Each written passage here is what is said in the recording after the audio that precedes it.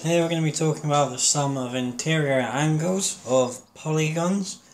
Now remember, a polygon is any 2D shape that is completely made up of straight lines only. So anything with a curve, like a circle or a semicircle, is not a polygon because it has curved sides.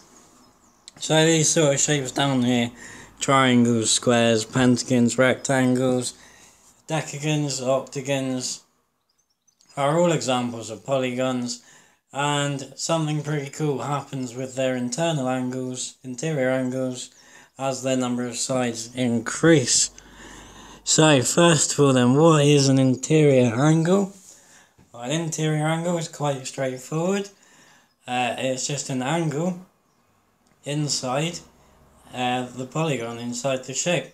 Now when we're talking about the sum of the angles, the sum of the interior angles, sum always means to add everything up. So the sum of interior angles means what we get if we add all of the interior angles together. Now inside any triangle, doesn't matter what kind of triangle you're dealing with, the sum of interior angles inside any triangle is always 180 degrees. Now the interior angles here on this triangle are the purple angles inside the triangle. So you're probably quite happy that inside quadrilaterals they add up to 360. Why do they add up to 360 though?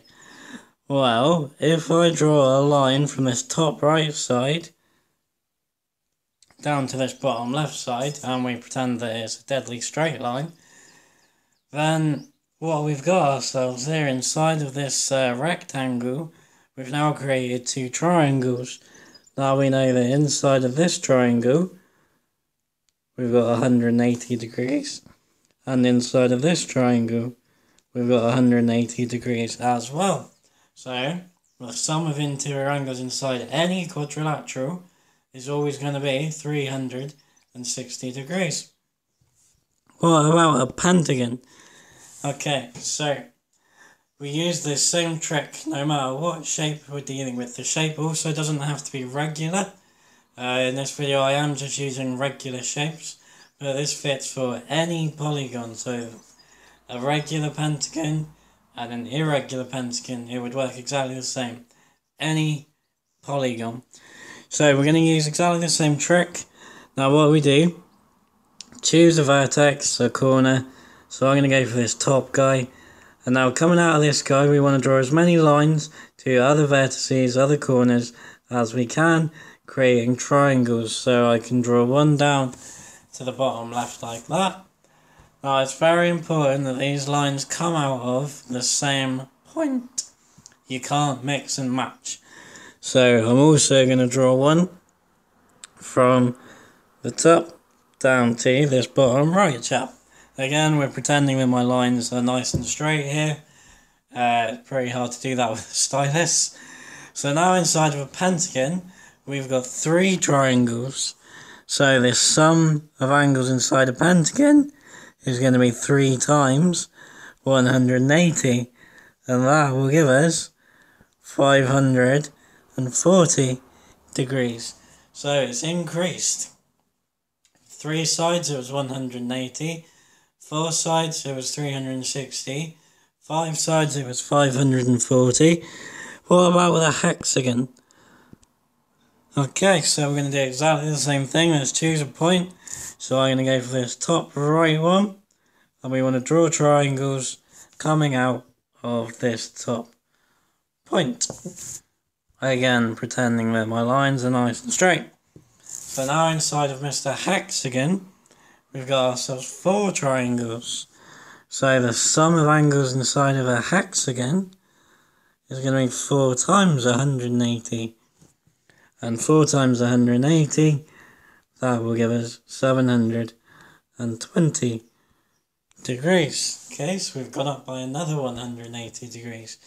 Now there's a pattern here that emerges. As the side increases by 1, as the number of sides increase by 1, the sum of the interiors increases by 180 degrees. Now from that we can actually derive ourselves a cheeky little formula. Now I know these days you've already got enough formulae to remember. I would say it's probably enough to just remember the cheeky method with the triangles, because then at least you can derive this formula anyway. But let's have a look at what this formula is then. So as the sides are going up by 1, we're starting at 3, and then 4, 5, 6. We could carry this on indefinitely. Then let's look at what's happening to the sum of the angles. 3 sides was 180. 4 sides was 360. 5 sides 540. 6 sides 720. So again, the sum is going up by, it's increasing by 180 degrees with every additional side. So if we check this out down the bottom, 180 is 1 times 180, 360 is 2 times 180, 540 is 3 times 180, 720 is 4 times 180. Now if we compare the multiples of 180 with the number of sides, we can see that it's always 2 less. So when we had 3 sides, we had 1 lot of 180. 1 is 2 less than 3, and that pattern continues. 2 is 2 less than 4, 3 is 2 less than 5, 4 is 2 less than 6. So what we get for our formula is the number of sides minus 2 times 180 degrees, and that gives us our sum for any sided polygon. So let's have a little look at using this formula as well for higher sided shapes. So let's check out a decagon.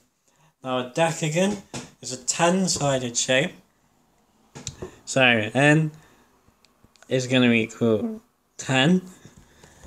We know that our formula is n minus 2 times 180. Now for a decagon we got 10 sides, so n is 10. So 10 minus 2 is 8. So we get 8 times 180 degrees. And that will give us 1440 degrees. So for something like a decagon and anything above, you don't really want to have to draw the shape and then play with the triangle trick. It would still work. It would absolutely still work. But the formula is a nice little shortcut. Let's take a look at a 15-sided polygon. Now a 15-sided polygon is called a pentadecagon. So this time n is going to be 15. So we're going to have 15 minus 2 times 180 degrees. 15 minus 2 is 13. So 13 times 180 degrees. Now that will give us 2,340 degrees. So the sum of interior angles inside a pentadecagon, a 15-sided polygon, is 2,340 degrees. What about if we step it right up and we go to a 100-sided shape? So this time we have n equal to 100. Now a 100-sided polygon is either called a hectagon, a centagon, or I think my favourite is just called a 100gon. Generally, as the numbers of polygons, or as the number of sides get bigger, the polygon can just be called that number and then gon at the end. So a 1,000-sided shape we could just call a 1,000gon. Okay, so with our 100gon, or our hectagon, we've got 100 sides. Let's work out the sum of the interior angles.